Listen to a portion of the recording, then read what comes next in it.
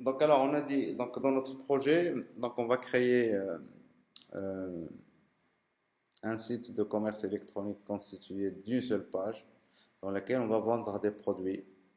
Et donc chaque utilisateur qui va venir se connecter, on va vérifier est-ce qu'il a une session, est-ce que dans sa session, il y a une variable panier. S'il n'y a pas cette variable panier, je la crée pour lui. Et cette variable panier, ça va nous permettre d'ajouter les produits, les différents produits dans cette variable. Voilà. Donc voilà, c'est le principe donc ici de ça. Je fais le test. Est-ce que la variable panier n'existe pas? S'il n'existe pas, je la crée et je lui associe un tableau vide. Maintenant, à partir de là, on va créer notre HTML. Et on verra un peu les traitements qu'on va faire après. D'accord? Alors HTML, donc HTML. Et on va mettre nos produits pour qu'on reste vraiment simple. On va juste mettre un tableau, on va mettre des produits génériques, produit A, produit B, produit C, produit D. D'accord? Et donc, alors, table et tr, on a besoin quand même des en-têtes. Donc, je vais mettre th, et donc on va voir désignation, désignation, et le prix. Et on va voir un champ dans lequel, donc, on va voir la quantité, donc th, quantité. Je vais appeler ça QTE, quantité. Et en dernier lieu, on va voir une colonne dans laquelle on va mettre le bouton ajouter, add. D'accord? Forcément, je pense qu'on va avoir besoin d'un peu de JavaScript peut-être pour nous faciliter la vie, mais pas forcément.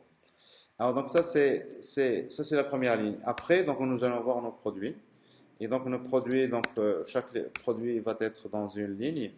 Et donc je vais avoir le premier produit, donc je vais appeler ça produit A. Ça c'est la désignation. Le prix, on va mettre un prix, on va mettre 300, on s'en fout, 300, 0, 0. Et alors, je vais faire ça avec du HTML, donc je vais mettre un ligne ici, right. Alors, quand il s'agit d'un prix, d'un nombre, on le met à droite. Alors, right, alors, align, right, il ne veut pas. Voilà. Après ça, on doit avoir une cellule dans laquelle on va mettre un input de type texte et dans lequel on va mettre la quantité. Hein. Alors, et ça, on va avoir besoin d'accéder à cette valeur avant de faire la requête vers le serveur. Alors, donc ici, donc, il faut qu'on lui donne alors, un name ou tout simplement un ID. Alors, alors ici, oui, donc on va donner un ID. Et l'ID qu'on va donner à ce champ, on peut lui donner l'ID du produit lui-même parce qu'on ne l'a pas représenté. Je suppose que ça, l'ID c'est, donc je vais mettre ça, PRD comme produit, produit, l'ID c'est 1. D'accord? Mais, ou une chaîne de caractères qui contient une partie dans laquelle c'est l'ID du produit. Ici c'est 1. D'accord? Et c'est, on fait souvent ça. Et le dernier champ, c'est le bouton. Alors ici, donc, je vais mettre, alors, si je mets un bouton, oui, donc je mets un bouton. Soit un bouton ici, je n'ai pas de formulaire, hein, j'ai pas de formulaire. Et donc, quand je clique sur le bouton, ben, il faudrait que j'exécute du JavaScript. Mais quand j'exécute du JavaScript, je vais aller récupérer la référence du produit, et je récupère la quantité, et je vais faire une requête au serveur.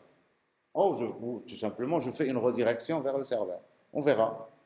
Et donc, ça peut être tout simplement, on peut faire une requête Ajax, c'est plus intéressant, rapidement. Puisqu'on veut juste informer le serveur qu'on a ajouté ça. Donc, on va ajouter ça dans le panier, dans la variable serveur. On n'a pas besoin de bouger quoi que ce soit dans notre page. Et juste au moment où on va afficher le panier, c'est là on va faire encore, on peut faire carrément une vraie requête avec une vraie réponse ou tout simplement toujours du Ajax. On fait du Ajax ici. Donc alors ici, donc je vais mettre ici add, c'est pour ajouter le produit. Alors ça c'est une ligne. Et donc ici alors, bien sûr ici quand on clique sur ça, on va appeler une fonction et je vais appeler ma fonction add. Et puisque je suis dans la même ligne, il faut savoir que cette ligne, normalement, ça devrait être généré à partir d'une base de données, vous êtes d'accord? Et c'est un enregistrement de la base de données, ça. Donc, je connais la désignation dans la base de données. Je connais le prix à partir de la base de données. Je connais quoi? L'ID. Et c'est l'ID que je vais utiliser ici. C'est le 1 que j'utilise ici. Et puisque je connais l'ID, eh bien, je peux l'envoyer ici, à la fonction add. Donc, je connais avec ça. Et avec ce 1, je peux chercher la quantité, etc. Alors, donc ici, je copie toute cette ligne et je vais la dupliquer et je vais créer plusieurs produits. Donc, alors, on va se limiter à 4. On va se limiter à 4 ici.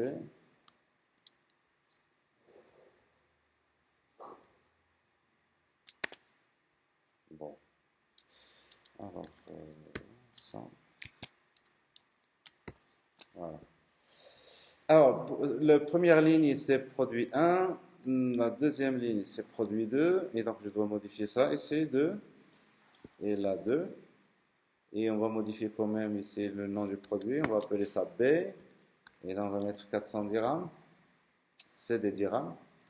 Et là, on va mettre 5. Et ça, c'est le produit C. Et là, c'est le 3. L'ID 3. Et là, produit D. Et là, on va mettre 2300. Et là, c'est 4. Et là, c'est 4. CTRL S. On va aller voir. Et donc, alors, ici, c'est là. Donc, voilà ce que je vois au niveau de mon tableau. Ok, donc il me reste à styliser un peu tout ça. Les inputs ici, on devrait mettre par défaut valeur 1. On devrait aligner ça sur la droite, etc. Donc, ça, c'est juste une question de style. Ok, c'est juste une question de style. Et donc, pour ça, donc, on va utiliser les styles pour modifier ça. Alors, je le fais rapidement. Donc, ici, style. Et alors, pour ma table ici, je vais donner une classe. Classe, on va appeler ça quoi?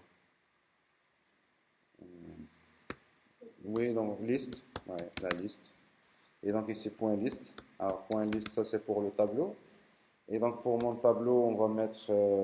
Alors, je vais mettre pour les TD, virgule, point liste pour les TH aussi.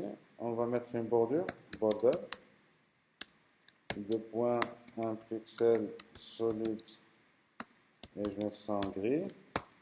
On va mettre un padding et je vais mettre par exemple 6 pixels et point list, alors il manque un E, list pour les inputs. Et pour moi, les inputs, le seul que j'ai c'est les input text, donc il n'y a pas de problème.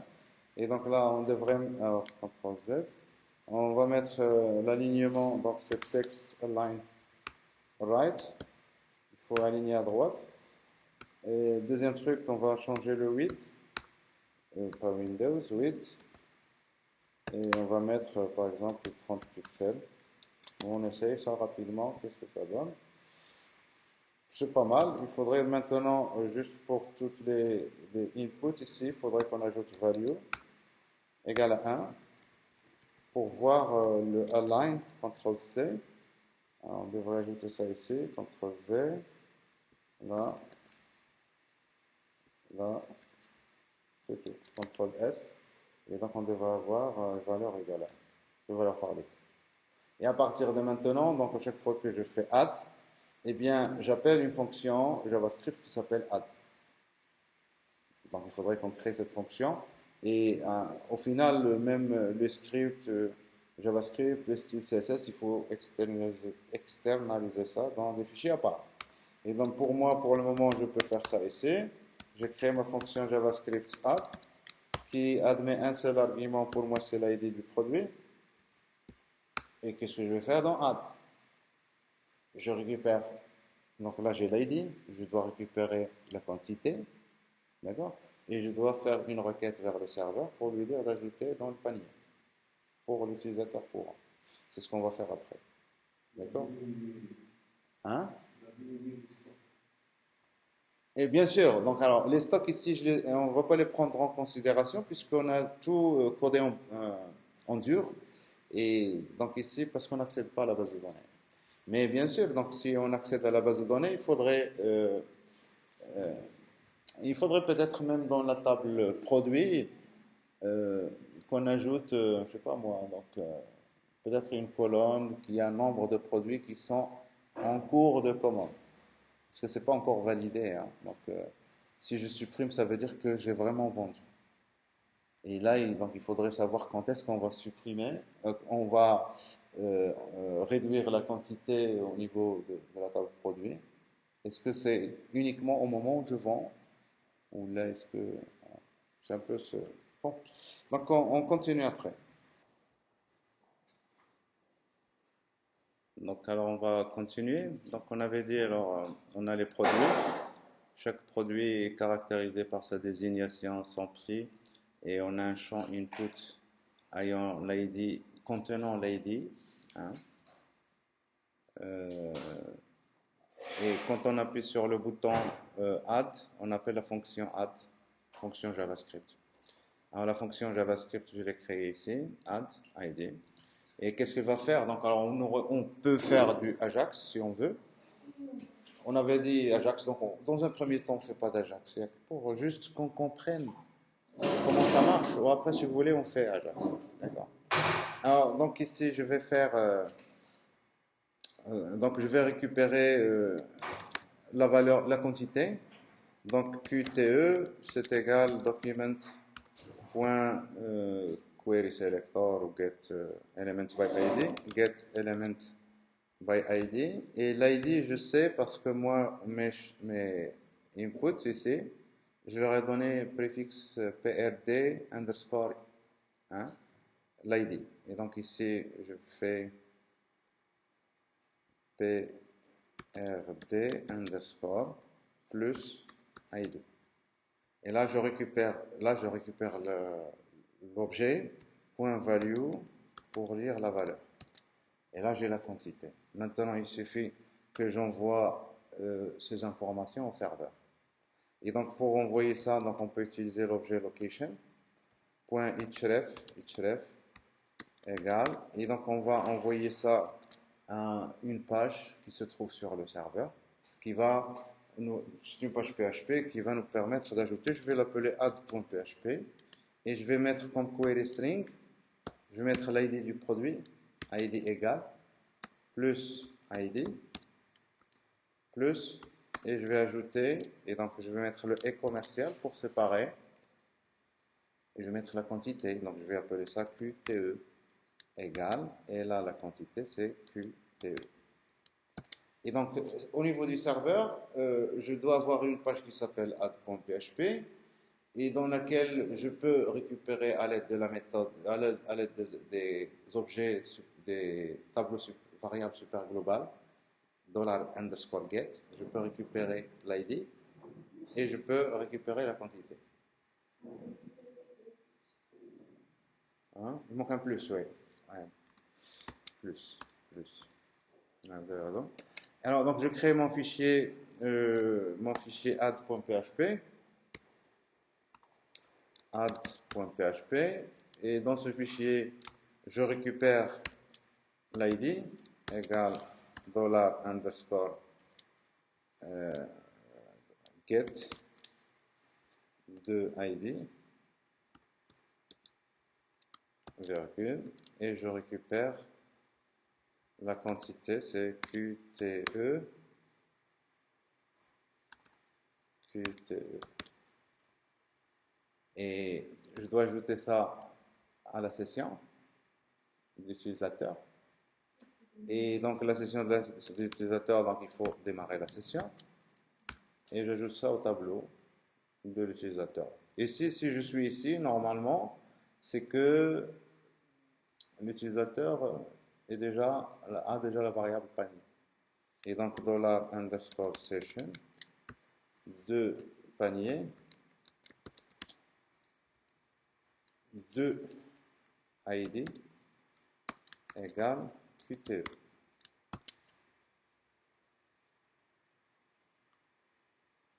C'est bon avec ça? Alors, bien sûr, ça, il faut mettre ça après. Hein, parce que je récupère ça ici. Et là, je le mets dans la variable panier. Et après ça, bien sûr, je ne dois pas rester ici. Je dois rediriger, revenir vers la page index. À dollar, oui, oui, bien sûr. Là, ici, dollar. Oui, là, dollar et là, dollar. Oui. Ok, parce qu'on était dans JavaScript et là, face à PHP, il ne faut pas oublier. Et donc, après ça, donc, header, location et index, index.php. Je reviens vers la page dans laquelle j'étais. Donc là, je n'ai pas fait Ajax. Et donc, il faut savoir que je fais une requête au serveur et après, il va m'envoyer réponse 301 pour me le diriger. Et après, je vais revenir à la page index.html. Et à partir de là, donc, on peut tester. Et alors, bien sûr, pour tester, donc au niveau de la page index ici, puisque ici on a démarré les sessions, je vais aller tout en bas de mon tableau ici. Je mets un HR et donc pour tester, donc je vais mettre un prêt et je vais afficher ici PHP et on va faire un print R de la variable $_session. Puis à chaque fois qu'on va ajouter des choses dedans, on va voir qu'est-ce qu'il y a dedans. D'accord? Et après, l'utilisateur, on ne va pas lui laisser ça. On va lui mettre un bouton. À un moment donné, s'il veut voir ce qu'il y a dans son panier, on va lui afficher ça. D'accord? Donc je fais CTRL S. Et donc là, si j'actualise ici, mon panier ici, alors qu'est-ce que j'ai? Bien sûr, il y a page, vous vous souvenez de tout à l'heure? Et donc si vous voulez qu'on détruise, alors je vais réduire un peu la taille de tout ça. Je vais afficher l'inspecteur et je vais vers ressources et on va aller vers cookie pour notre domaine ici, localhost, et on va supprimer la session qu'on avait depuis tout à l'heure, hein, parce que je n'ai pas fermé mon navigateur. Et je vais remettre ça de côté ici, on va le garder. Ah, si j'actualise ici, donc je vais voir juste la variable panier. Donc ici, je vais mettre ici 10, je fais add, voilà. Et j'ai ajouté donc le produit numéro 10, j'ai ajouté 10 éléments. Si maintenant je veux changer, modifier, je mets 20, eh bien on va voir ici, vous voyez, le produit 1, 20 fois. J'ajoute ici ça, je vais ajouter 11. Et ce qui est vraiment important ici côté serveur, c'est de savoir que l'utilisateur il a ajouté le produit. Je dois savoir quel produit il a ajouté, c'est-à-dire son identifiant, et quelle est sa quantité. C'est tout. Après, donc, si je veux afficher un tableau récapitulatif, je fais une requête pour rechercher les autres valeurs les autres champs du produit, la désignation, etc. Ça va, ça marche. Alors, si maintenant on veut afficher l'utilisateur ici, mettre une page pour lui afficher le caddie, il n'y a rien de, hein, le panier. Il n'y a rien de si simple que d'afficher le panier. Mais donc on va afficher pour nous ici, puisqu'on n'a pas de base de données derrière, on va lui afficher juste l'identifiant du produit et la quantité du produit, dans un tableau par exemple. Et donc je mets, alors si vous voulez on le fait rapidement, donc ici je mets un bouton ici en bas, donc je mets ça dans une div, bouton, un lien, donc je mets un lien, sinon donc un lien A, je vais appeler ça panier.php, et donc ça va être carrément une page, et donc voir le panier, et CTRL S. Et quand je clique sur ça, ça va m'emmener vers la page panier.php que je dois créer. Donc CTRL N, PHP, panier.php. Première des choses à faire ici, session start. Je démarre la session. Et je dois récupérer mon panier. Donc mon panier, je mets ça dans une variable panier égale $_session de panier. Comme ça je ne vais pas traîner avec le tableau variable super global. Et là je récupère le panier de l'utilisateur. Il suffit maintenant d'aller parcourir ce panier, hein, les éléments qui est dedans pour les afficher. Et donc, alors, ça c'est plutôt maintenant du HTML, donc HTML, parce qu'on veut lui afficher quelque chose de correct. Donc, fr, panier, et CTRL Z.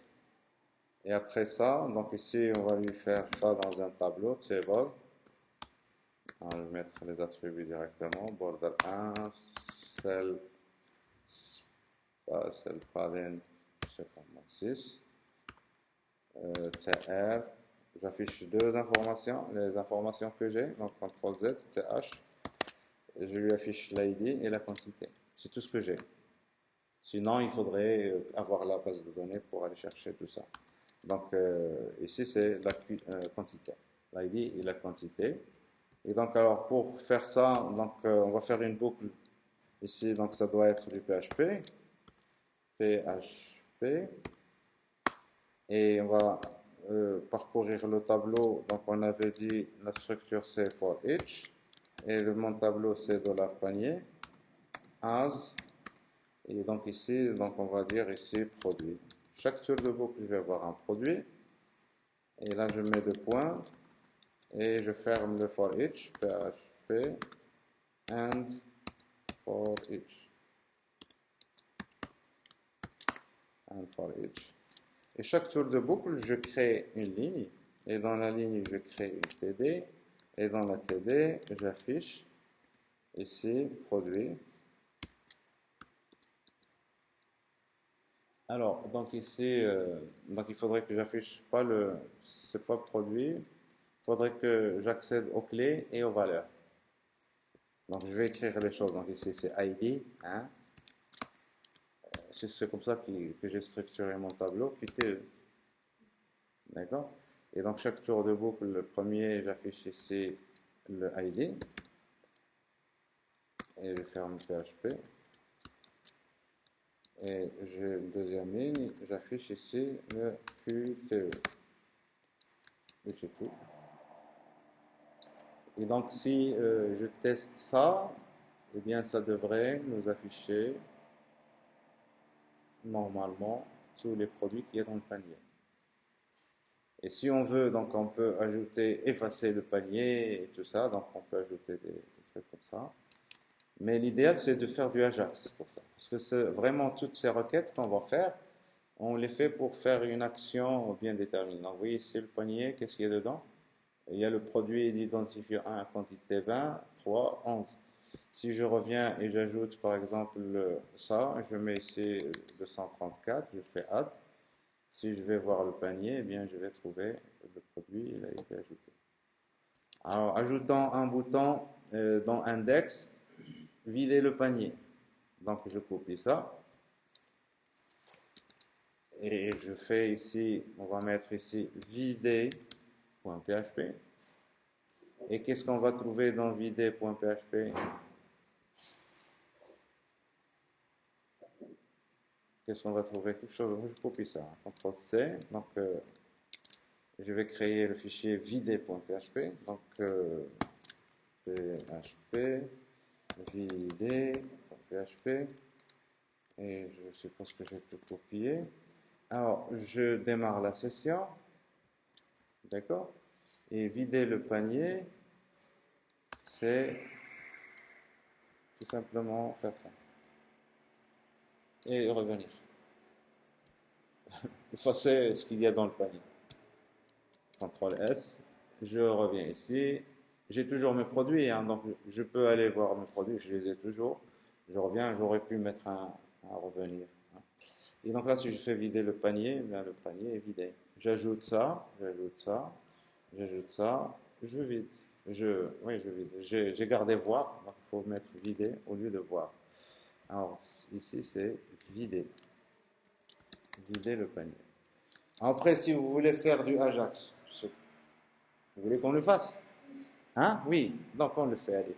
Donc la question déjà, c'est au niveau de add. Quand on veut ajouter, on va faire une requête asynchrone qui va aller vers le serveur et qui va ajouter, tout simplement, et qui va nous dire, oui, il a ajouté. Mais le problème à ce moment-là, est-ce que, ici, ce qu'on a mis dans la page ici, parce que là, on met print session. Est-ce que ça va nous afficher ce qui existe? Parce que là, notre page, il ne va pas être actualisée.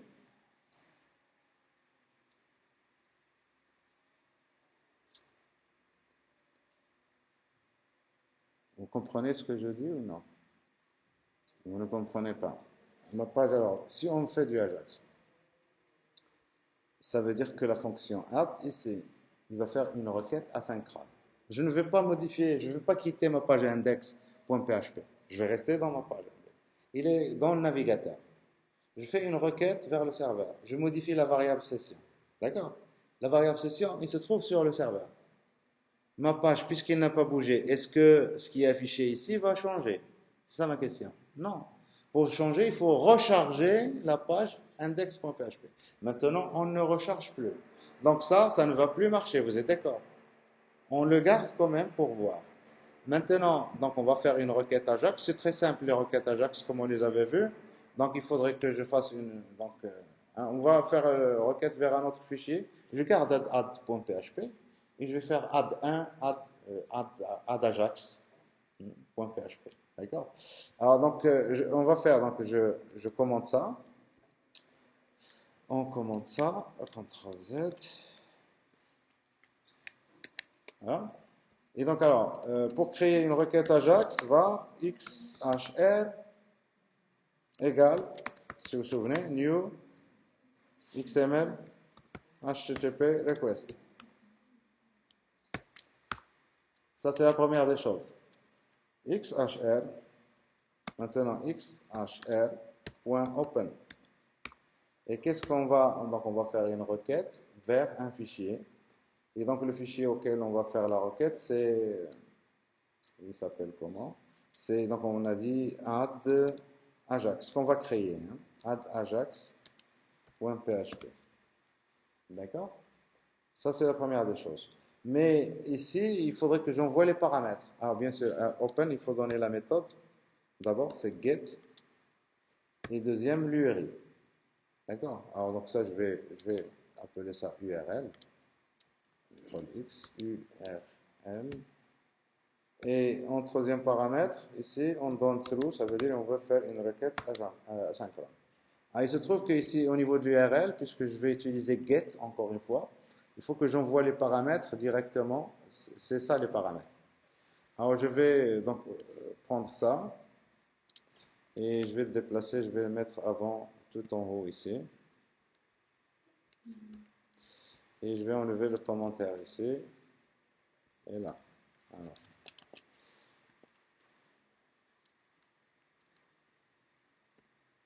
Voilà. Alors, je récupère la quantité. D'accord? C'est exactement ce qu'on a fait tout à l'heure. Et ici, l'URL égale, et là, add ajax.php, ID et la quantité. Il faut que j'envoie ça au serveur, bien sûr. Et j'ouvre maintenant la requête. J'appelle la méthode open. Et puis après, qu'est-ce qu'on fait? XHR, on va préparer qu'est-ce qu'on va faire quand le résultat arrive. XHR égale point onReadyStateChange égale function. Et alors, qu'est-ce qu'on va faire ici? Quand on aura le résultat, c'est if xhr. Vous vous souvenez ou non? Alors, c'est quoi? Donc, ready state égale à 4. Si ready state égale à 4, ça veut dire que la réponse est arrivée. Et puis, il faudrait que xhr.status égale à 200. D'accord?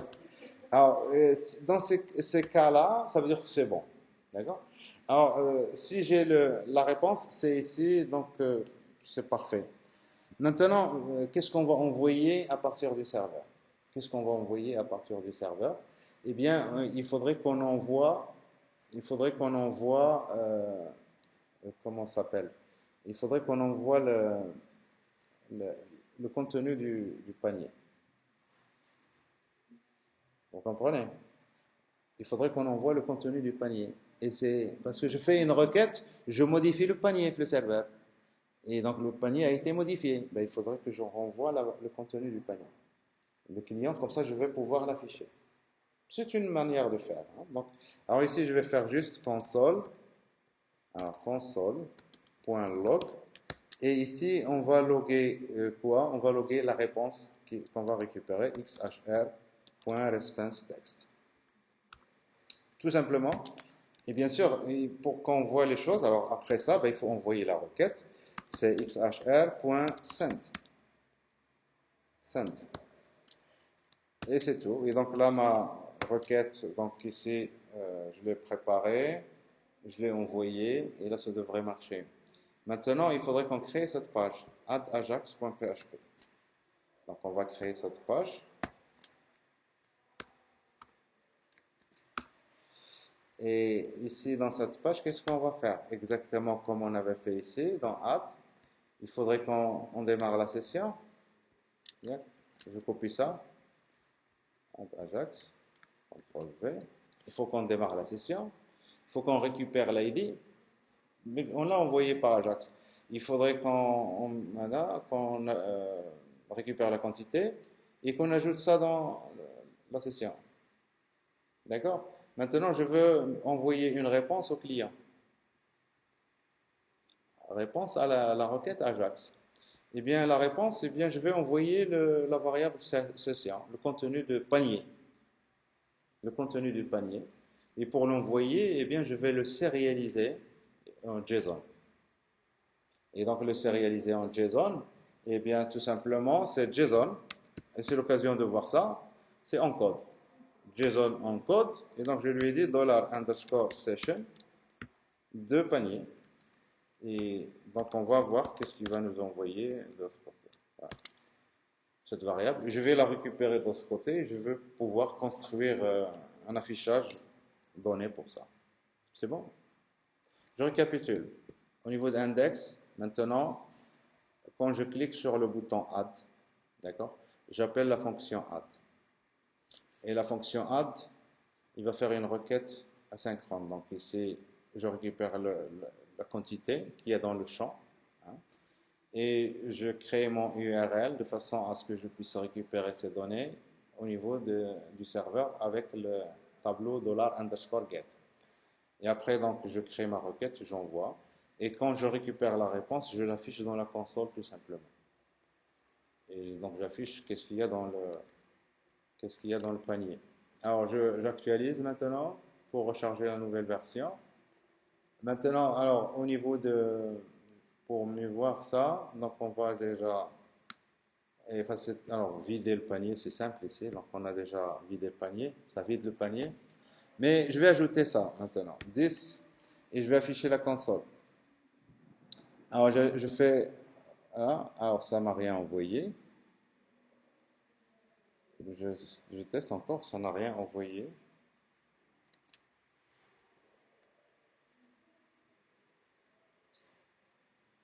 Est-ce que les requêtes sont envoyées? Donc, je vais mettre ça en bas. Network.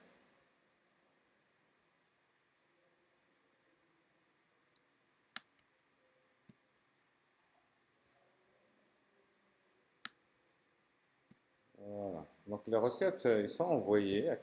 On les voit ici. La réponse, il n'y a rien.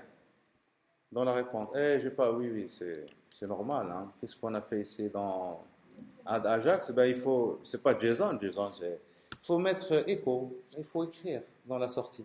J'ai pas écrit dans la sortie. C'est comme si vous dites tout à coup, je sais pas, vous appelez une fonction somme. Vous faites somme de 5 plus 10 et après. Ben, il faut dire echo. Là, j'écris dans la sortie. C'est ce qu'on avait oublié. Mais si on vérifie maintenant, vous allez voir. Donc ici, je fais ça. On va voir dans la console, on va voir qu'on a les objets de tout à l'heure. Si j'ajoute, alors j'ai ici l'ID 1, l'ID 2. Je vais ajouter ça. Oui, l'ID 4. Je vais modifier ici pour l'ID 4, je vais mettre 100. Et vous allez voir que c'est modifié. 100 pour l'ID 4. Et à partir de là, je n'ai qu'à parcourir cet objet. Ici, il s'agit de JSON. Je n'ai qu'à le parcourir et faire un affichage. Afficher ça. Yes. Bon. Alors, sinon, donc ici, si on veut faire les choses de manière très élémentaire, je crée ici une variable ici panier, var panier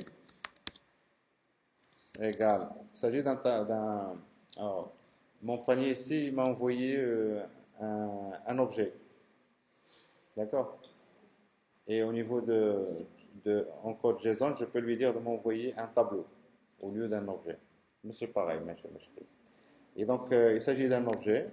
Et donc, je fais ça. Je fais ça. Il s'agit d'un objet. Ou je peux juste tout simplement déclarer ma variable panier. Hein. Mais c'est bien de l'initialiser parce que moi, je sais qu'il s'agit d'un objet. Je fais ça. Et à chaque fois ici, ben, que je fais une requête, eh bien, je vais faire varier, je vais changer la variable de panier tout simplement. Panier égale. Et alors, response text, c'est du texte. Il faut que je décode ça en JSON. Et donc là, j'utilise JSON.cParse. Et je parse quoi? C'est xhr.response text. C'est tout. À partir de là, donc, si je réactualise et donc je fais ça par exemple, eh bien je vais obtenir la réponse, mais il ne va pas s'afficher ici. Si je veux ça, je vais aller vers la variable panier et je vais trouver ça dans la variable panier. Maintenant, vous mettez à l'utilisateur un bouton afficher le panier. Qu'est-ce qu'on va faire avec afficher le panier? Eh bien, on a la variable panier, on va créer du HTML quelque part. Il que je ne vais pas faire ça. Vous voulez qu'on le fasse? On le fait.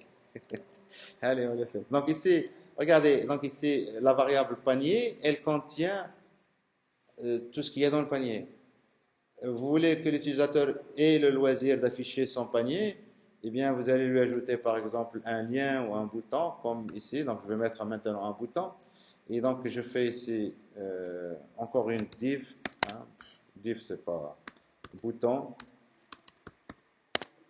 Ici, donc, afficher panier. Et donc, alors, afficher panier, donc on va mettre un endroit pour afficher le panier. Je vais mettre juste au-dessus ici, div.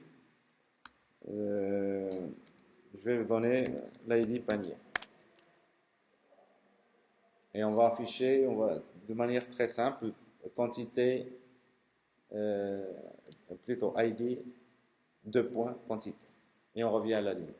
Et donc, alors ici, bien sûr, quand je clique sur le bouton, je vais appeler une fonction, donc on clique, afficher. Et vous voyez que les choses se répètent, donc afficher. Et je crée ma fonction afficher. Ici dans JavaScript, function, afficher. Et bien sûr, je vais afficher le panier. Et donc, je vais faire une boucle. Je vais récupérer la div dans laquelle on va afficher. Donc, var p égale document.query selector de dièse de dièse, c'était panier. Là, je récupère la div et on va écrire dedans. D'accord? C'est ça, on va écrire dedans. Alors, qu'est-ce qu'on va écrire dedans? Je vais mettre ça dans une variable out. On va faire juste qui contient rien. Et je vais faire une boucle for et je vais parcourir le panier, la variable JavaScript panier. Et donc, alors, pour parcourir en JavaScript un objet, et donc vous dites for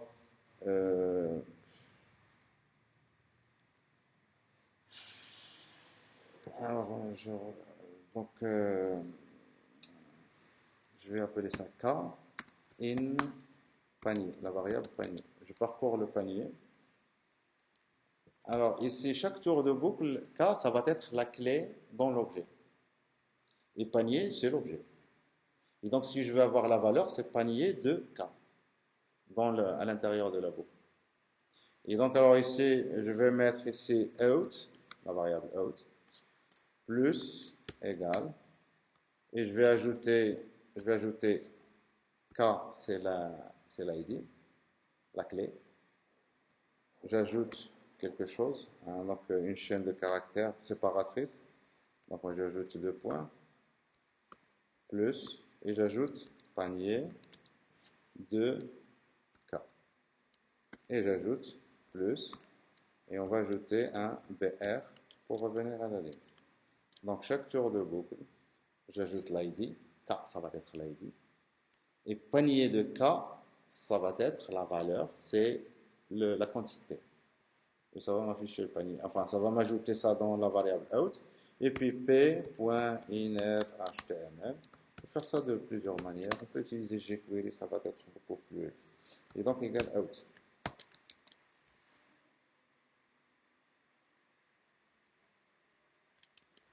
Ouais, alors donc je teste.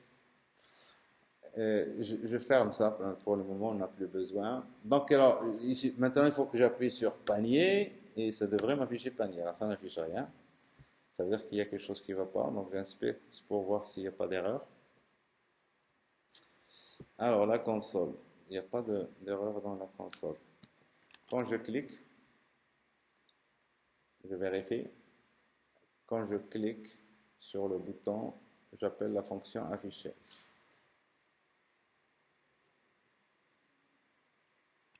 Alors, est-ce qu'on a déjà ça? Afficher. Voilà, ça marche. Il y a un truc, c'est parce que j'avais pas fait de requête Ajax pour mettre à jour la variable panier. Et donc, si je mets ici, par exemple, ça, je fais add, et là je dis afficher panier. Je vais modifier ici pour le produit B, je vais mettre ici ça, je fais add, afficher le panier, voilà, ça m'affiche le panier. Et le reste, c'est du design. Donc, à vous de voir comment afficher les choses. Normalement, afficher le panier, il faut afficher ça dans donc, une sorte de pop-up avec fermé, etc. Donc, voilà pour les notions générales, donc, si vous voulez, pour le commerce électronique.